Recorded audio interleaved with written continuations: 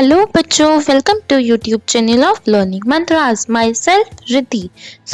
हमने इससे पहले क्लास में पार्ट 1 करा था अपने इश्यूज ऑफ शेयर्स चैप्टर का, जिसमें हमने पढ़ा था कंपनी के बारे में, शेयर्स के बारे में, डिबेंचर होल्डर्स के, इक्विटी शेयर होल्डर्स और प्रेफरेंस शेयर होल्डर्स का difference, private company, public company and 1% company के बारे में। अगर आपने वो वाला पार्ट अभी तक नहीं देखा है तो आप लोग पहले इस वीडियो को पॉज करें और वो वाला पार्ट देखें, अच्छे से समझें, फिर इस पार्ट को कंटिन्यू करें। इस पार्ट में हम बचे हुए थ्योरेटिकल पार्ट करने वाले हैं और कुछ प्रैक्टिकल पोर्शन भी स्टार्ट करने वाले हैं, तो ये वीडियो बहुत इंपॉर्टेंट होने वाली है, तो आगे बने रहें। तो जैसे कि हमने लास्ट वीडियो में पढ़ा था प्रेफरेंस शेयर होल्डर्स के बारे में, प्रेफरेंस शेयर्स और इक्विटी शेयर्स के बारे में। प्रेफरेंस शेयर्स क्या होते हैं? जिन्हें हम प्रायोरिटी देते हैं बट इन्हें वोटिंग राइट्स नहीं होते। हमने पढ़ा था कि इसके 8 टाइप्स होते हैं। आज हम इस वीडियो में पहले उसके टाइप्स को कवर करने वाले हैं। ये बहुत इंपॉर्टेंट है आपकी एग्जाम पर्पज से। इसके लिए 1 मार्कर्स भी आ सकते हैं इस टॉपिक में से, और डिफरेंस बिटवीन भी आ सकता है 2 to 3 मार्क्स का। तो आप बहुत अच्छे से समझें इसको। सबसे पहले हम देखते हैं कितने टाइप्स के होते हैं। 8 टाइप्स के हमने पढ़े थे।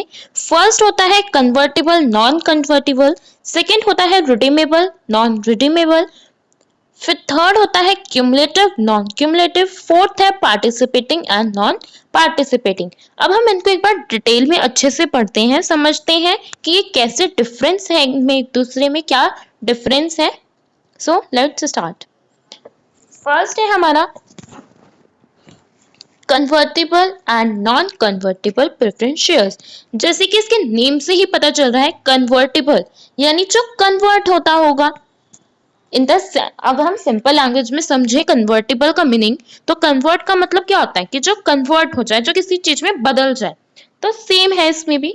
Convertible preference shares are those shares that can be easily converted into equity shareholders। जो shareholders equity shareholders में कन्वर्ट हो जाते हैं उन्हें हम बोलते हैं convertible preference shares. Same non convertible में जो इक्विटी शेयर होल्डर्स में कन्वर्ट नहीं होते। Non convertible preference shares are those shares that can not be converted into equity shares. Next है रिडीमेबल नॉन रिडीमेबल। रिडीम यानी जैसे आप लोगों का कोई पैकेज है, आपने मान लीजिए रिचार्ज करा है फोन में या कुछ भी है, तो आपके पास आता है ना एक कूपन है आपका, इसको रिडीम कर लीजिए। रिडीम मतलब यूज कर लीजिए, या फिर इसको मतलब कि इसकी डेट जो है इतने तक खत्म हो जाएगी, आपको वापस मिल जाएगा। रिडीम करना। ऐसे ही प्रेफरेंस शेयर्स में भी होता है। रिडीमेबल प्रेफरेंस शेयर्स मींस जो एक स्पेसिफिक डेट पे जिसका आपको जो सारा पैसा है वो वापस मिल जाता है। तो रिडीमेबल में मतलब जो प्रेफरेंस शेयर होल्डर्स एक स्पेसिफिक डेट पे या फिर जब कंपनी वाउंड अप होती है, मतलब बंद होती है कंपनी, तब तो आपको वापस मिल ही जाता है, रिडीम हो जाता है उसका पैसा। Redeemable preference shares are those which are redeemed on or after a specific date as per terms of their issue. जिस टाइम वो इशू होते हैं उसके टर्म्स के ऊपर होता है। नॉन रिडीमेबल, अब नॉन लग गया। नॉन क्या है? एक नेगेटिव सेंस है। तो नॉन रिडीमेबल जिसका कुछ भी पता नहीं होता कि वो कब रिडीम होगा। Preference shares which can not be redeem during the lifetime of the company are known as irredeemable preference shares. जो उस कंपनी की जो लाइफ टाइम है, यानी कि जब तक कंपनी वाउंड अप नहीं होती, या तो वो तब मिलेंगे या फिर कभी भी नहीं मिलेंगे। नॉन रिडीमेबल या तो रिडीम होंगे तो लास्ट में होंगे, नहीं तो वो होंगे ही नहीं। आपको अगर इन चारों डिफरेंस में से कोई भी किसी में भी प्रॉब्लम है तो आप कमेंट सेक्शन में जरूर पूछें। नेक्स्ट है हमारा पार्टिसिपेटिंग प्रेफरेंस शेयर्स। पार्टिसिपेटिंग और नॉन पार्टिसिपेटिंग प्रेफरेंस शेयर्स। अब इसमें हम पार्टिसिपेट का मतलब वो नहीं होगा जैसे किसी चीज में एनरोल कर लेना, नो। पार्टिसिपेटिंग प्रेफरेंस शेयर्स यानी कि एंटाइटल होना एक्सीड सरप्लस का। मान लीजिए इनको जो है प्रेफरेंस शेयर्स को जो डिविडेंड है वो रिसीव हो रहा था 1000 पर मंथ, बट इस बार कंपनी को प्रॉफिट हुआ है 1 लाख का। भाई कंपनी को प्रॉफिट कितने का हुआ है? 1 लाख का। तो कंपनी के जो मतलब ऑनर थे उन्होंने कहा चलो इस बार प्रेफरेंस शेयर होल्डर्स को भी खुश कर देता हूँ, उनको 1K का तो देना ही है, साथ में प्लस 2K का और दे देते हैं, बोनस दे दिया उनको, सरप्लस जो बचा था उसको दे दिया। तो पार्टिसिपेटिंग प्रेफरेंस शेयर्स में वो एंटाइटल होते हैं जो एक्स्ट्रा सरप्लस बच जाता है उसके लिए, बट जो नॉन पार्टिसिपेटिंग प्रेफरेंस शेयर्स है उसमें उनको कोई भी सरप्लस, एक्सट्रीम लेवल पे जो सरप्लस बचा हुआ है वो नहीं मिलता है, सिर्फ उनका डिविडेंड ही मिलता है। नेक्स्ट है क्यूमुलेटिव और non cumulative preference shares. Cumulative preference shares यानी जब मान लीजिए अब आपके पास आपने सारे टाइम का अपना जो डिविडेंड है वो आपको मिल गया है, बट 1 मंथ में कंपनी जो है बहुत ज्यादा बैंकरप्ट हो गई, इंसॉल्वेंट हो गई, मतलब इतनी बुरी कंडीशन हो गई वो दे नहीं सकते हमें तो अब डिविडेंड। तो क्यूमुलेटिव में क्या होता है, वो अगले ईयर दे देंगे आपको, जिस भी टाइम का आपका डिविडेंड रुका हुआ होगा वो बाद में जब वो प्रॉफिट में आएंगे तब दे देंगे। तो क्यूमुलेटिव में जो बचा हुआ या फिर जो रह गया है, अरियर हो गया है डिविडेंड, वो दे दिया जाता है बाद में, बट नॉन क्यूमुलेटिव में कोई डिविडेंड नहीं दिया जाता। Cumulative preference shares entitle an investor to missed dividend in the form of arrear of dividend. Non-cumulative preference shares do not entitle an investor to missed dividend. वो entitle नहीं होते missed dividend के लिए। तो ये थे आपके 4 types, convertible, non convertible, redeemable, non redeemable, participating, non participating, cumulative, non cumulative. अब हम देखते हैं शेयर कैपिटल क्या होता है। अभी हमने पढ़ा था शेयर कैपिटल के बारे में, शेयर्स में पढ़ा था हमने, जब डेफिनेशन पढ़ी थी कि शेयर कैपिटल के स्मॉल जो पार्ट्स होते हैं उन्हें हम शेयर्स बोलते हैं। शेयर कैपिटल क्या होता है बेटा? The term share capital refers to amount of money the owner of the company have invested in the business as represented by common and or preferred shares। जो टोटल वर्थ है जो company में honour ने invest करी है उसको हम बोलते हैं शेयर कैपिटल। अब मान लीजिए फॉर एग्जांपल हमने लास्ट वीडियो में पढ़ा था कि कंपनी ने 1 लाख रुपीस के शेयर्स जो है इशू करे हैं ₹10 ईच पे। अब 10 रुपीस पे 1 लाख का कर रहे हैं तो 10 लाख क्या बन रहा है, उसका नेट वर्थ बन रहा है, कंपनी में टोटल इन्वेस्टमेंट की अमाउंट बन रही है नेट वर्थ। तो शेयर कैपिटल क्या है, जो टोटल अमाउंट इन्वेस्टेड हुई है 10 लाख, वो हमारी क्या है, शेयर कैपिटल है। अब हम पढ़ते हैं kinds of share capital. Share Capitals के भी टाइप्स हैं। इस टॉपिक को आप बहुत अच्छे से समझिए, आपके प्रैक्टिकल जो पार्ट है उसमें भी आएगा, उसमें बहुत यूजफुल रहेगा आपको। ऑथराइज्ड कैपिटल, ऑथराइज्ड कैपिटल को अब हम और भी डिफरेंट नेम से बोल सकते हैं, जैसे रजिस्टर्ड कैपिटल, नॉमिनल कैपिटल, या आप अपनी नोटबुक में लिख सकते हैं। ये एमसीक्यूज में आ सकता है क्वेश्चन, दैट इज क्वेश्चन में आ सकता है आपका name tell the other names of authorised capital. MCQs में आ सकता है, फिलअप्स में भी आ सकता है। ऑथराइज्ड कैपिटल के अदर नेम्स क्या है, नॉमिनल कैपिटल या रजिस्टर्ड कैपिटल। ऑथराइज्ड कैपिटल क्या होती है, एक मैक्सिमम लिमिट। आपने अपनी मेमोरेंडम में लिख दिया कि हम 10 लाख तक की वर्थ इसमें लगाएंगे, तो आप 11 लाख नहीं लगा सकते। एक मैक्सिमम अमाउंट जितनी आप एक कंपनी में इन्वेस्ट कर सकते हो। The maximum amount of share capital that a company is allowed to issue to its shareholders as per its constitutional document. जो उसके कॉन्स्टिट्यूशनल डॉक्यूमेंट्स हैं उसके अकॉर्डिंग सिर्फ मैक्सिमम जो अमाउंट है शेयर कैपिटल की कंपनी इश्यू कर सकती है, उसे हम बोलते हैं ऑथराइज्ड कैपिटल। इशूड कैपिटल यानी कि जो कंपनी इशू करती है पब्लिक को ऑथराइज्ड कैपिटल में से। अब मान लीजिए 10 लाख की आपने नेट वर्थ लगाई है, उसमें से कंपनी 3 पार्ट्स कर दिए। मान लीजिए कुछ जो है स्वेट इक्विटी के लिए रख लिए, कुछ अपनी कंपनी में बचाने के लिए रख लिए, उन्होंने सेव कर लिए, और कुछ पब्लिक में इशू कर दिए। 6 लाख पब्लिक में, 2 लाख इधर, 2 लाख इधर। तो जो इशू करे हैं 6 लाख, वो क्या है, इशूड कैपिटल। जो हम इशू कर रहे हैं पब्लिक को, that is issued capital. Subscribed capital, जो सब्सक्राइब्ड यानी हम जैसे होता है ना यूट्यूब पे कि आप इसको सब्सक्राइब कर लीजिए, या फिर कोई आपने ऐप डाउनलोड करा तो कहते हैं ना इसका सब्सक्रिप्शन ले लो, आप इसकी पेमेंट कर दो, सब्सक्रिप्शन ले लो, इसकी सारी फैसिलिटीज ले लो। सब्सक्राइब्ड कैपिटल यानी जो पब्लिक ने सब्सक्राइब कर लिया, पब्लिक ने परचेज कर लिया। अभी तक इशूड कैपिटल यानी जो कंपनी ने इशू करा है पब्लिक को। सब्सक्राइब्ड कैपिटल यानी जो पब्लिक ने ले लिया है, सब्सक्राइब कर लिया है, पब्लिक ने परचेज कर लिया है। It is referred to as that part of issued capital that is actually subscribe by public, जो एक्चुअली सब्सक्राइब करा गया है पब्लिक के थ्रू। अब वो इशूड कैपिटल से ज्यादा भी हो सकता है, कम भी। कंपनी ज्यादा भी जो पब्लिक है वो ज्यादा भी मांग सकती है। कंपनी ने 7 लाख के लिए भेज दिया एप्लीकेशन, और या फिर कंपनी ने 5 लाख के लिए ही हुई सिर्फ, तो वो कम भी हो सकता है और ज्यादा भी हो सकता है। उसके हम केसेस आगे पढ़ेंगे, क्वेश्चंस में प्रैक्टिस भी करेंगे। कॉल्ड अप कैपिटल, जो पोर्शन है कैपिटल का जो कंपनी ने अब तक जो कंपनी ने मंगाया है पब्लिक से कि इतने पैसे दे दीजिए हमें, वो क्या है, called up capital. The portion of the subscribe capital, जितना पब्लिक ने सब्सक्राइब कर लिया है उसका जितना कंपनी ने मंगा लिया है कैपिटल शेयर्स का, मीन्स जितनी पेमेंट उन्होंने मांग ली है वो। पेड अप कैपिटल, जितनी जो पब्लिक है उन्होंने पे ऑफ कर दी है कंपनी को। The portion of this called up capital that has been received from shareholders, जो कंपनी ने कॉल्ड अप करी कैपिटल उसका जितना पोर्शन पब्लिक से कंपनी को मिल गया है उसे बोलते हैं हम paid up capital.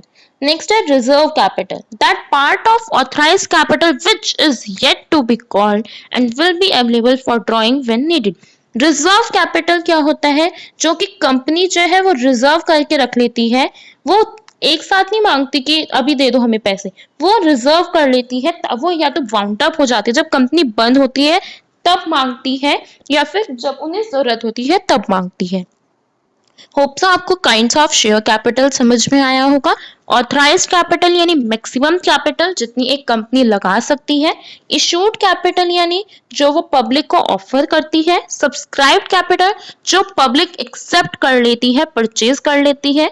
Called up capital जब कंपनी पब्लिक से पैसा मांगती है जितना उन्होंने सब्सक्राइब करा है उतने के लिए। पेड अप कैपिटल जब पब्लिक जितनी कंपनी ने मांगा है उतने की पेमेंट कर देती है। रिजर्व कैपिटल जो अभी कंपनी ने कॉल नहीं करा है या फिर उन्होंने बचा रखा है कि लिक्विडेशन पे मांग लेंगे। अगर आपको इस टॉपिक में कोई भी प्रॉब्लम है तो आप कमेंट सेक्शन में पूछ सकते हैं, क्योंकि ये टॉपिक बहुत इंपॉर्टेंट है। आपको इसके बारे में पता होना चाहिए कि कौन सा कॉल्ड अप है, क्या पेड अप कैपिटल है, क्या सब्सक्राइब्ड है, क्या इशूड कैपिटल है या रिजर्व कैपिटल क्या है। आपको अगर इसकी नॉलेज होगी तभी आप आगे क्वेश्चन सॉल्व कर पाएंगे। नेक्स्ट टॉपिक है हमारा public shares, subscription of shares. सबसे पहले अब हम एक प्रोसेस पढ़ने वाले हैं ये, कि कैसे कैसे कंपनी जो है वो प्रोसेस है एक ये सब्सक्रिप्शन का, कि हमने ये तो पढ़ लिया कि कंपनी को इशू करा शेयर्स, पर लेकिन अभी हमने ये तो नहीं पढ़ा ना कि कैसे कैसे इश्यूज करें। अब हम वो पढ़ने वाले हैं।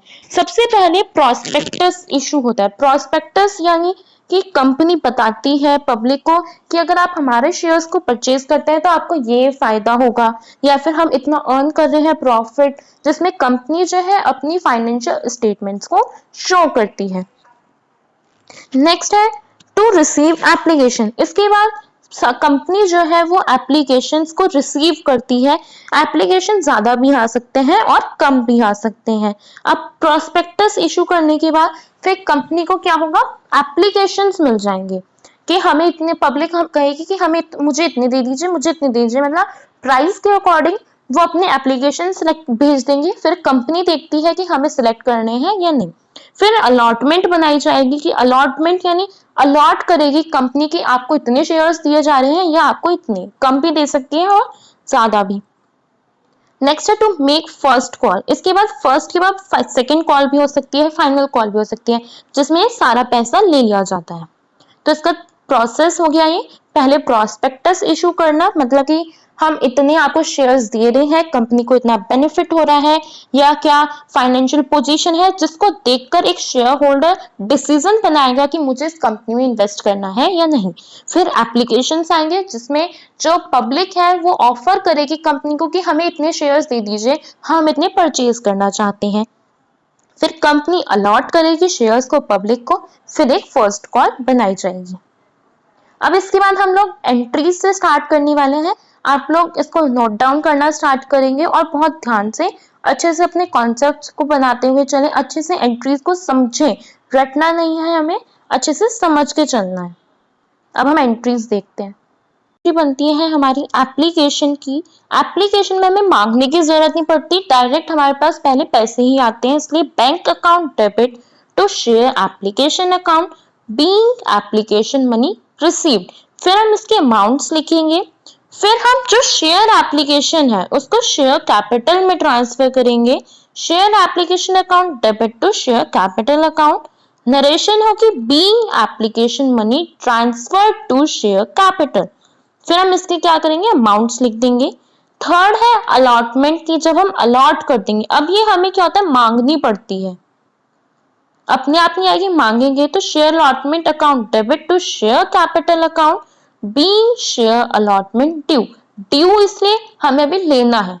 फिर फोर्थ एंट्री में हमें मिल जाएगा पैसा, bank account debit to share allotment account being allotment amount received. फिर हम इसकी अमाउंट्स लिख लेंगे। पहले एप्लीकेशन में हमें मांगा, अलॉटमेंट में हमें मांगना पड़ा। फिर है first call, share first call account debit to share capital account being first call amount due. हमने सिर्फ एप्लीकेशन नहीं मांगा क्योंकि उसका पैसा हमें डायरेक्टली मिल जाता है, अलॉटमेंट और ये सब हमें मांगना पड़ता है। 6 है bank account debit to share first call account being first call received. फिर हम इसकी क्या लिखेंगे, अमाउंट्स लिख देंगे।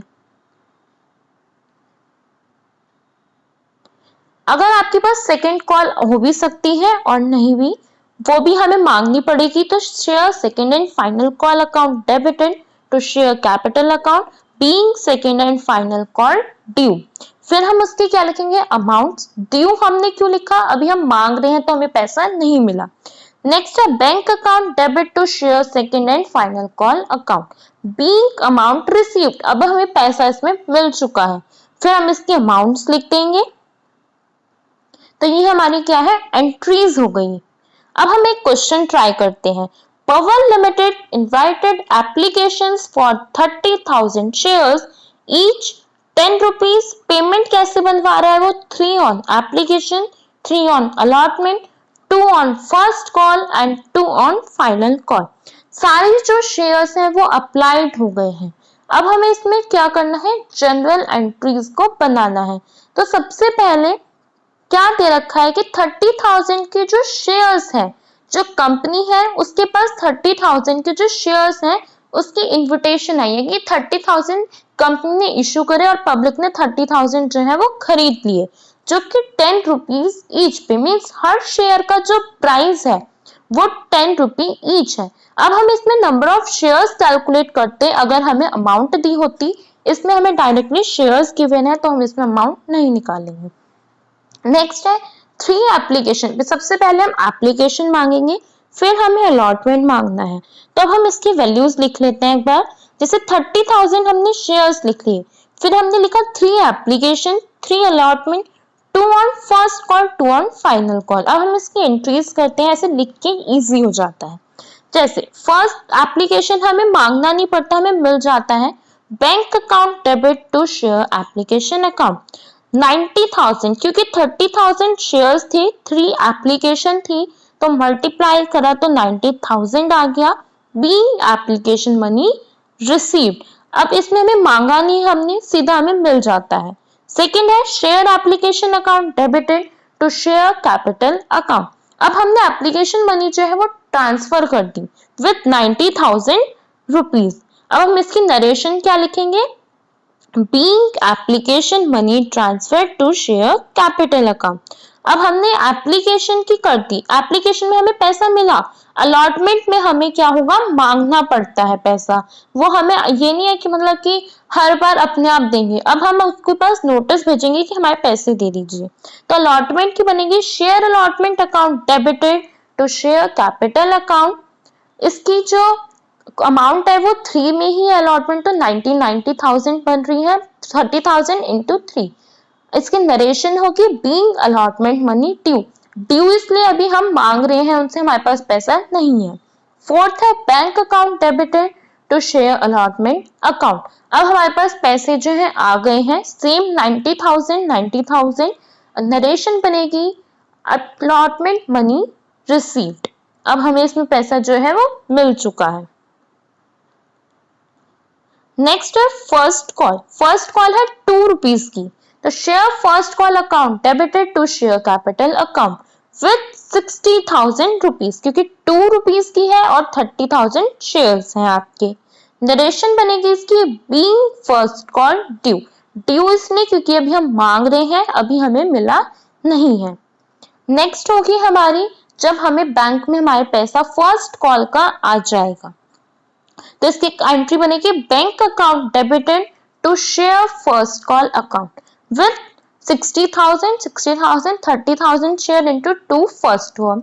नरेशन बनेगी इसकी being first call money received. अब हमें फाइनल कॉल भी मांगनी पड़ेगी। Share final call account debited to share capital account, 2 rupees से है तो 60 ही आएगा, 30 into 2। Being final call due, due इसलिए हम मांग रहे हैं, अभी पैसा अभी हमें मिला नहीं है। 8th है bank account debited to share final call account. अब हमें पैसा इसमें रिसीव हो गया है 60,000 बीइंग फाइनल कॉल रिसीव्ड। अब हमें इसमें पैसा कहाँ गया है, हमारे बैंक अकाउंट में आ चुका है। एक नेक्स्ट क्वेश्चन और करते हैं हम, जिससे हमारा कॉन्सेप्ट और भी ज्यादा स्ट्रॉन्ग होगा।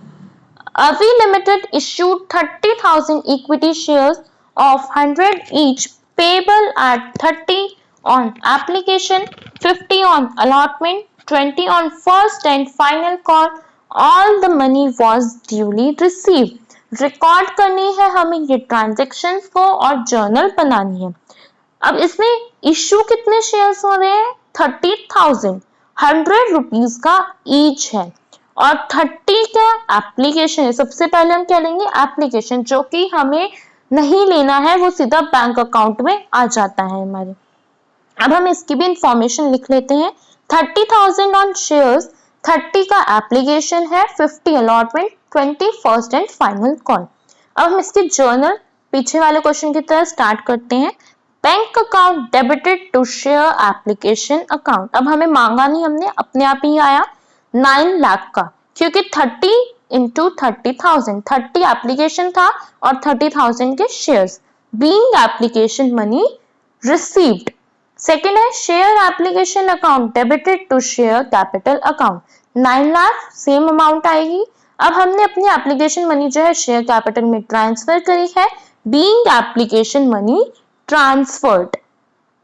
नेक्स्ट है हमारी अलॉटमेंट की entry, share allotment account debited to share capital account. अब हम मांग रहे हैं अलॉटमेंट, तो ये ड्यू है 15 लाख, क्योंकि 50,000 इंटू 30,000 पे आ गया, being allotment money due. Next entry बनेगी जब हमारे पास अलॉटमेंट पे हो जाएगा। Bank account debited to share allotment account, 15 lakh, 15 lakh.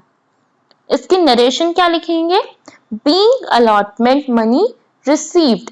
First call की share first call account debited to share capital 6 lakh, क्योंकि 20 है, 20 इंटू 30,000, तो being first and final call due.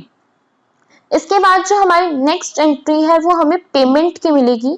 Bank account debited to share first and final call with ₹6 lakh, और इसकी हम narration क्या लिखेंगे, being share first and final call received. Hope so आपको ये दोनों क्वेश्चंस अच्छे से क्लियर हुए होंगे। अब आपके लिए प्रैक्टिस क्वेश्चन है, आप लोग इसका स्क्रीनशॉट लीजिए। होप सो आपको ये वाला टॉपिक अच्छे से क्लियर हुआ होगा, एंट्रीज अच्छे से मेनली क्लियर हुई होगी। उसका आपको आप लोग बैक करके पोज करके स्क्रीनशॉट लीजिएगा। क्वेश्चंस जो मैंने आपको प्रैक्टिस के लिए दिया है होमवर्क, उसको नेक्स्ट क्लास से पहले ज़रूर करिए, और जो 2 क्वेश्चन क्लास में कराए हैं उन्हें भी एक बार खुद से ट्राई कीजिए, और जो भी आपके पास बुक अवेलेबल है इतना आप उसके क्वेश्चंस भी प्रैक्टिस करिए, ताकि साथ साथ आपका जो कॉन्सेप्ट है वो अच्छे से बनता चले और आप अच्छे से क्वेश्चंस कर सके और अच्छा स्कोर कर सके। अगर आपको वीडियोस पसंद आई हो तो लाइक करें, सब्सक्राइब करें और शेयर करें, और बेल आइकन को प्रेस करना ना भूलें। Thank you.